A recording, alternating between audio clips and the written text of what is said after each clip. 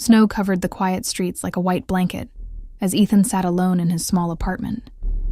The heater rattled weakly in the corner, doing little to fight the cold creeping into his bones. He had just finished his late shift at the office building where he worked as a janitor. His hands still smelled faintly of cleaning chemicals, and his back ached from hours of scrubbing floors no one noticed. He dropped into the old couch, hoping for rest, when his phone buzzed with a notification. It was a picture from his niece's social media. She stood in front of a glowing Christmas tree, surrounded by people Ethan knew too well. His entire family. His sister Miranda's house looked like something out of a magazine. Twinkling lights, silver decorations, tables filled with food, and guests dressed in their best clothes. The caption read, "Best Christmas party ever. Aunt Miranda knows how to throw one." Ethan's heart sank. He hadn't received an invitation this year. At first, he thought it was an oversight. Maybe his invitation got lost in the mail. But deep down, he knew better. Miranda was always careful, always deliberate. Everything she did had meaning. He scrolled through more photos. His parents' old friends were there. His cousins, his nephews, even his old schoolmates, all laughing, hugging, enjoying the warmth of family. Everyone but him. The more he looked, the more he felt like an outsider in his own bloodline. He dialed Miranda's number, his fingers trembling slightly. She answered on the second ring, her voice bright and cheerful. "Ethan, Merry Christmas. How are you?" "Hey," he said, trying to keep his voice calm. "I just saw the photos. Looks like everyone's there." There was a short silence. Then she sighed softly. "Yeah." "About that. About what?" he asked, already knowing the answer. "It's just, I thought it might be better if you sat this one out," she said, her tone careful, as if she was afraid to sound harsh but couldn't help herself. "Why?" Ethan asked. "What did I do?" "You didn't do anything wrong," she said quickly. "It's just, well, you're working as a janitor now. It's not exactly the kind of thing people at the party would understand. I didn't want you to feel uncomfortable." Ethan froze. "Uncomfortable?" he repeated slowly. "You mean embarrassed?" "Ethan, don't take it like that," Miranda said. "It's not about you. It's about the atmosphere. You know how people talk. They might ask questions, and I don't want anyone judging you." He let out a hollow laugh. "Judging me? Or judging you for having a brother who cleans floors?" Her silence was the answer he didn't need to hear. For a moment, he couldn't speak. Years of memories flashed in his mind. How he had helped her when she was a single mother struggling to pay bills. How he had fixed her roof for free when it leaked. How he had looked after her kids when she worked late. Every time she called, he showed up. He never cared that she lived in a big house while he rented a small apartment. Family was family. At least he thought it was. Now she was ashamed of him. "All right," he said finally, his voice calm but cold. "Thanks for being honest, Miranda. I wouldn't want to ruin your party." "Ethan, wait," she started, but he had already ended the call. The silence in the room felt heavy. He looked around at his small Christmas decorations. Just a cheap plastic tree and a few paper snowflakes taped to the window. It wasn't much, but it was his home. He had worked hard for everything he owned. And yet, at that moment, it all felt small, almost meaningless compared to the humiliation he felt. He sat there for hours, staring at the lights on his tiny tree flickering weakly. The words "just a janitor" echoed in his head. They stung more than he expected. He thought about his coworkers, people like him who worked tirelessly in the background, often invisible but essential. Why should he be ashamed? Why should anyone be?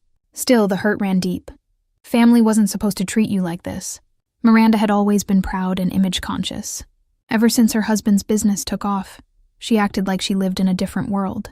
Expensive cars, designer clothes, fancy parties. Everything had to look perfect.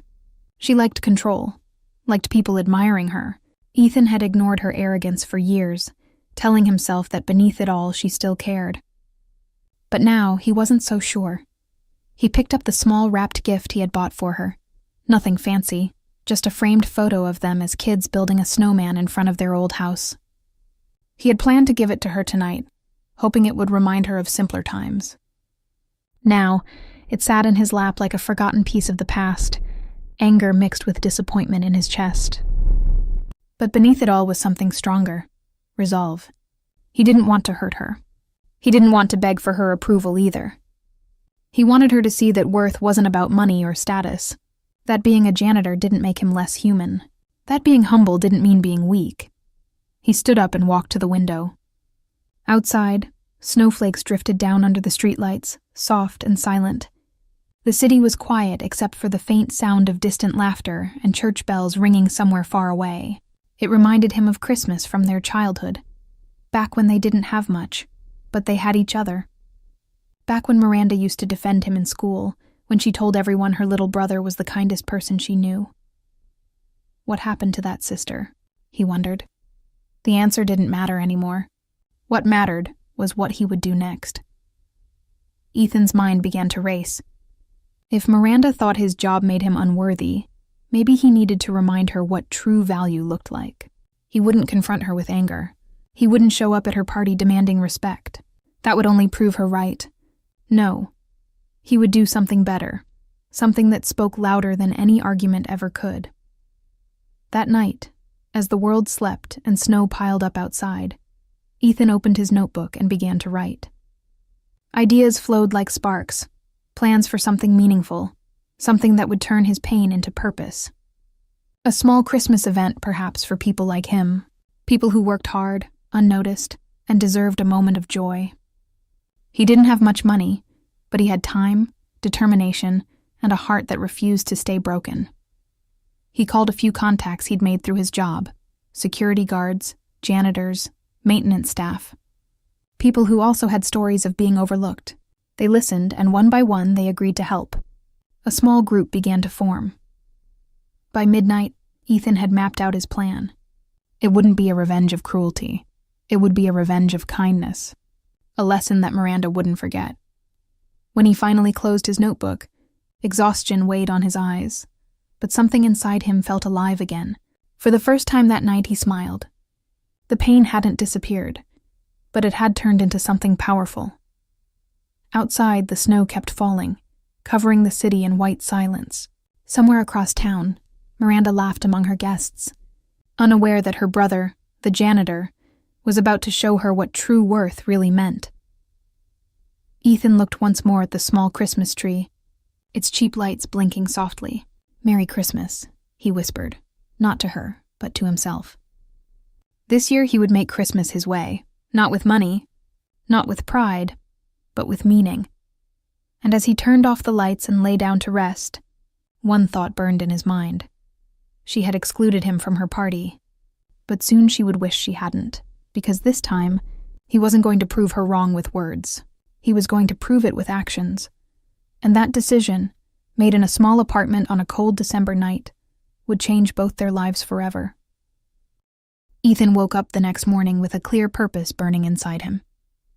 The sting from his sister's rejection still lingered, but now it pushed him forward instead of holding him back.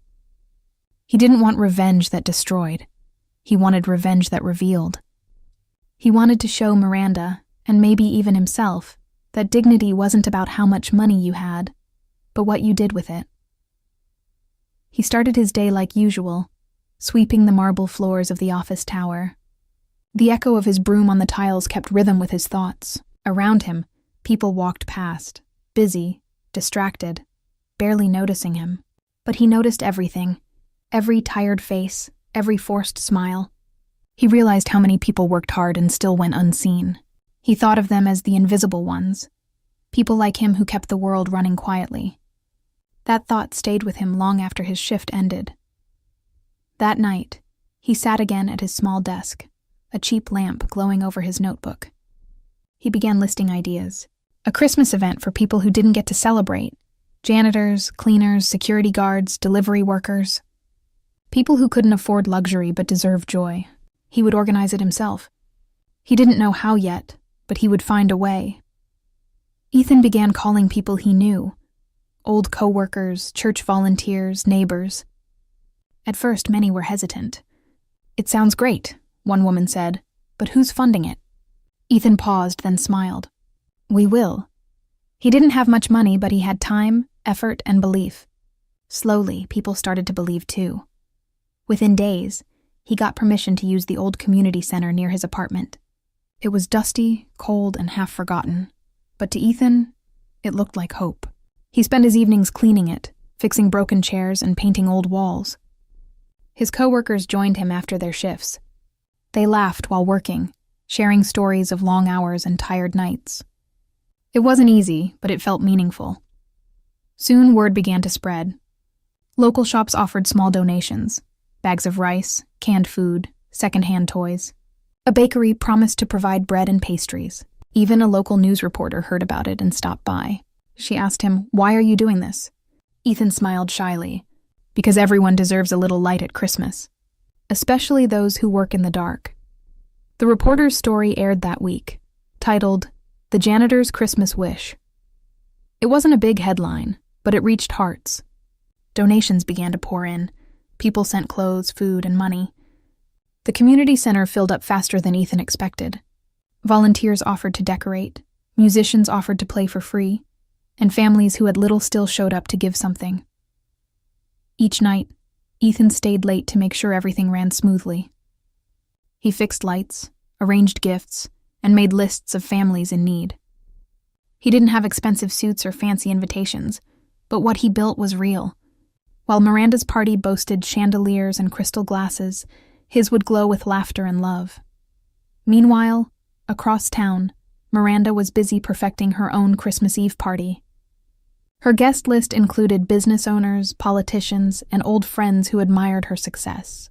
Every table was set with fine china, every candle perfectly placed. But when her assistant called to confirm attendance, something unexpected happened. Several guests declined. They're attending some community event instead, the assistant said, puzzled.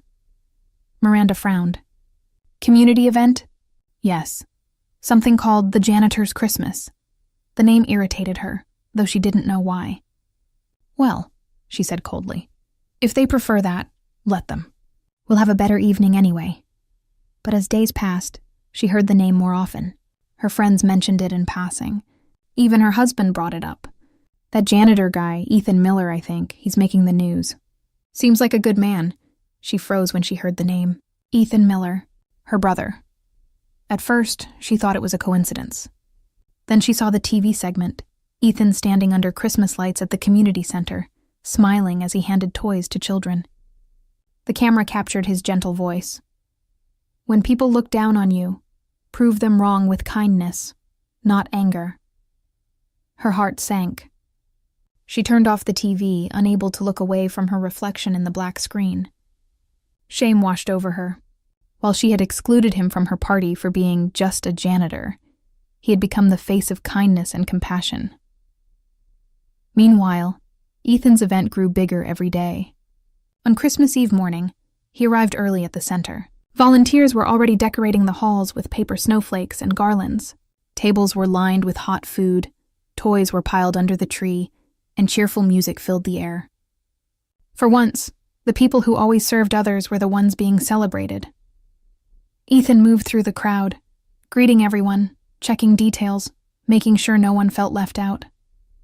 He saw kids laughing, families hugging, and elderly people smiling with gratitude. The joy in their faces made every sleepless night worth it. Around noon, a reporter arrived again. Cameras rolled as she asked him how he felt. Ethan wiped sweat from his brow and said softly, "This isn't about me. It's about showing people that being humble doesn't mean being invisible. Sometimes the smallest acts can shine the brightest light." That night, Miranda's mansion was filled with guests, but the mood wasn't what she expected. People talked about Ethan's charity instead of her decorations. Some even shared photos from the event. Her husband leaned close and said, "Maybe we should stop by there. It's just a few blocks away." Miranda hesitated. Her pride screamed no, but her guilt whispered yes. She looked around at her glamorous party. Everyone looked perfect, but the air felt cold, hollow. For the first time, she noticed that behind all the smiles there was distance. She thought of her brother, surrounded by laughter that didn't cost a dime. Finally, she put down her champagne glass and said quietly, "Let's go." When Miranda arrived at the community center, she stood at the entrance, watching through the glass doors. The scene inside stunned her. The once empty hall glowed with warmth. Families shared meals, children opened presents, volunteers danced to cheerful music. Ethan was in the center, handing a box of toys to a little boy. His uniform was plain, but his eyes were bright. No one cared about titles or appearances. People hugged him, thanked him, smiled at him. For once, he wasn't invisible. He was seen, truly seen. Miranda stepped inside, hesitant. The crowd parted as she walked forward. Ethan noticed her and froze, the surprise clear on his face. For a moment, they just stared at each other. The music faded in the background. She finally spoke, her voice trembling. "You did all this?" Ethan nodded slowly. "With help. A lot of help." Miranda's eyes softened. "It's beautiful," she said quietly. Then she added, almost whispering, "I saw you on TV. You've done more good than I ever have." Ethan looked around at the happy faces. "I didn't do it to prove anything," he said. "I just wanted people to feel like they mattered. Including you." Her throat tightened. "You should have been at my party," she said, her voice breaking.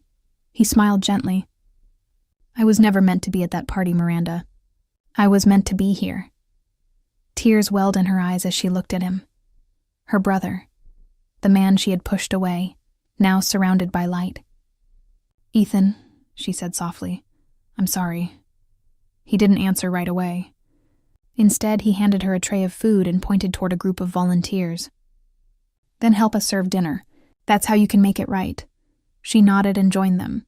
For the first time in years, Miranda worked without worrying about her appearance or reputation.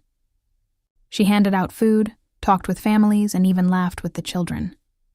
The warmth of that room melted the cold wall of pride she had built around her heart.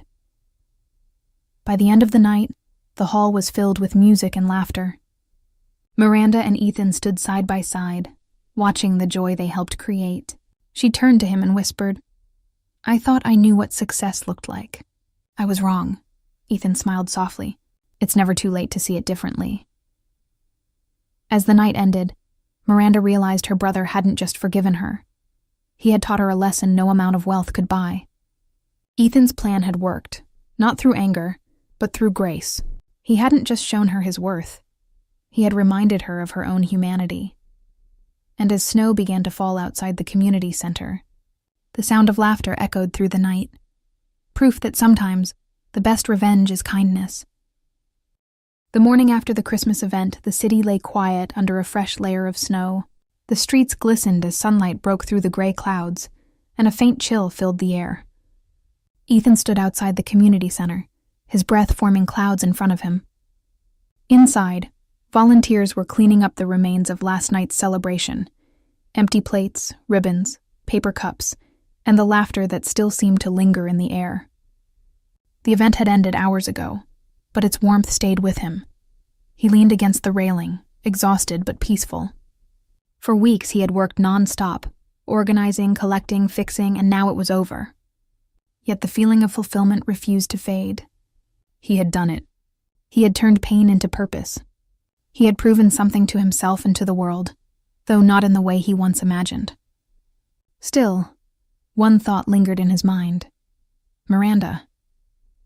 Last night, after serving food and helping pack the remaining gifts, she had quietly left without saying much. She had looked shaken, emotional, and guilty. Ethan didn't chase after her. He wanted her to sit with what she had seen, to understand it on her own. But now, standing in the silence of the morning, he wondered what she was thinking. As he turned to go inside, a familiar voice broke the quiet. "You're up early," Miranda said softly. She stood at the gate, wrapped in a thick coat, her hair slightly messy as if she hadn't slept much. Her expensive boots crunched in the snow as she approached him. Ethan smiled faintly. "You too," he said. They stood there awkwardly for a moment. Then Miranda spoke again, her voice trembling. "I wanted to thank you, and to apologize properly this time." Ethan said nothing, letting her speak.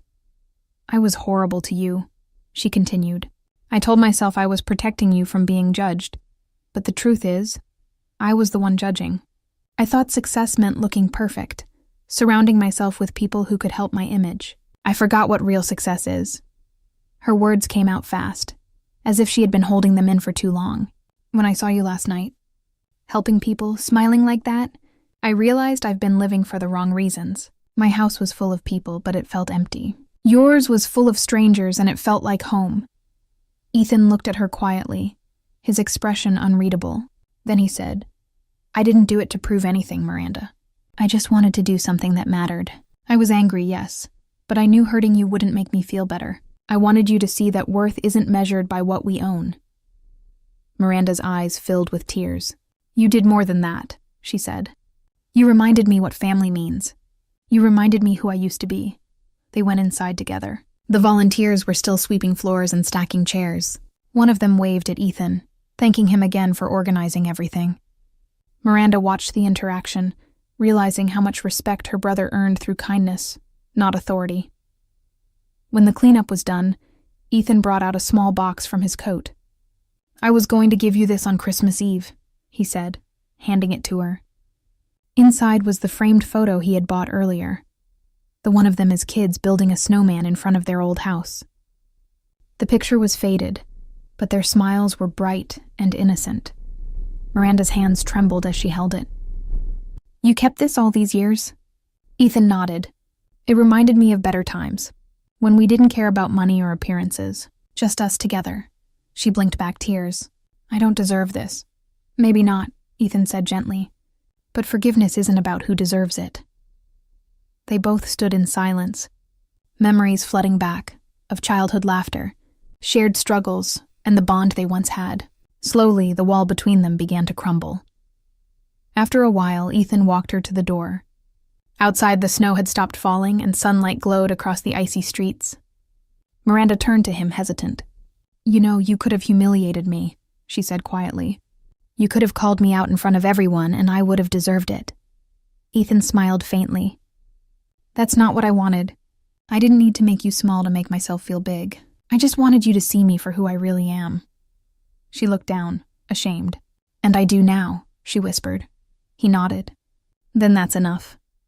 They hugged, a slow, hesitant embrace that carried years of distance and misunderstanding. For the first time in a long while, it felt genuine. When she pulled away, she said softly, "You've changed, Ethan."